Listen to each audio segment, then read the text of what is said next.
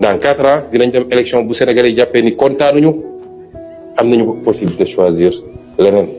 bu ñu jàppee ni baax na am nañu continuer am nañu sañ-sañu continuer projet bi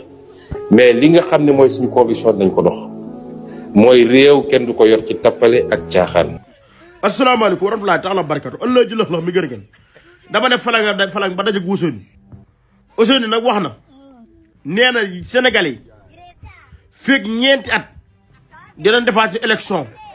benn at de moom dem na moom te bii mi ngi waaj a xaaj bu ko defee bu ñu defee élection am ngeen possibilité yéen Sénégalais yi ngeen xool na ñoom Ousseynou ñuy doy nañ leen ngeen rigaal leen fi doyuñu leen ngeen xoolal ñeneen ñoo xam ne ni déen la fiy tegaat Ousseynou ma xamal la ñaar gone yi bëgg nañ la de waaye sonn nañ defi ne boo yolo maloon yëfi xam naa ne bu ñu demee si yenn élection mën ngaa gañ de waaye bu fekkee fii nga ko téye rek di xëcc muy teeng foog naa ne boo demee mën ngeen koo ñàkk de te benn mandat ngeen am ndax Ousseynou benn at ngeen am gis naa gone yi di ñaxtu doon naa falang léegi ba gis benn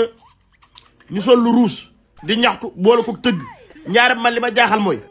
gis naa ñu jël drapeau Sénégal def lu mel ne keesu néew teg ko ci loolu nag maîtriser gu ma xamaguma la xew bi ma laajtee nag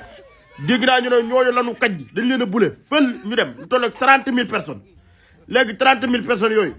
bu nu amatum xëy yàlla dogal nga dem ba sa élection ya war a defi élection Ousseynou yaakaar naa da ngeen ko perte